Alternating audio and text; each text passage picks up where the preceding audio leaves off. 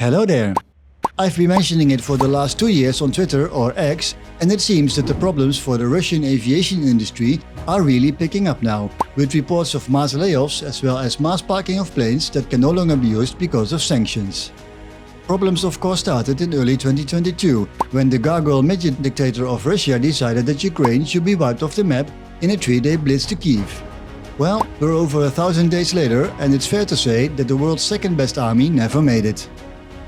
Short break to tell you that you should absolutely subscribe to my channel if you like this kind of videos.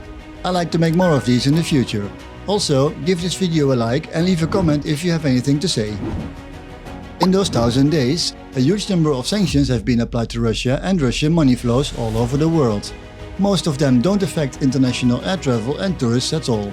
Exception is that many airlines of civilized countries no longer fly over Russia, and most Russian airplanes can't fly over the airspace of those countries that did not brutally invade Ukraine.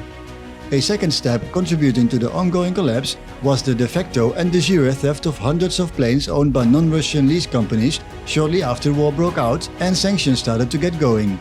In March 2022, Russia's biggest clown, Putin, decided to order the re-registration of planes leased to Russian airlines, effectively stealing them by not returning them at the request of lessors around the world.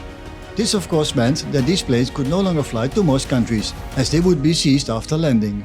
They are still used to fly to selected countries that don't uphold international law too much, as long as Russian tourists are bringing in stacks of rubles, although they need to be exchanged into US dollars to get a much better rate, of course. Later in 2022, that same piece of shit of a human being also ordered that plane parts that were now sanctioned of being sold to Russia were to be produced locally. And yes, it went where you expected this to go in the first place. There has indeed been an increasing number of mishaps, accidents and outright crashes. The most recent one is the loss of an Aeroflot Superjet 100 at Antalya Airport in Turkey. All people on board managed to get out safely though. But when will it go completely wrong? I'm asking this as the Moscow Times recently came with a story that Aeroflot, Russia's biggest airline, was to lay off people to streamline its operations. This comes after unsatisfactory performance of the company. A number of high-ranking people within the state-owned company was fired, including CEO Michael Korobovich, his deputy of production Yuri Udovenko, and HR head Yulia Chichko. I recommend them not to drink any tea and to stay at a safe distance from any windows, even those at ground level. You never know. But I also want to advise people not to fly with any Russian airline, as it's clear that maintenance isn't taken seriously at all, as they are now even firing people that were doing the actual maintenance. What could go wrong?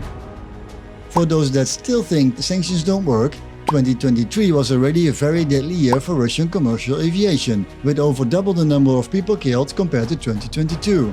An aviation incident was reported roughly every 2 days in Russia during the entirety of 2023. Russia did make a top 4 position on someone's list though.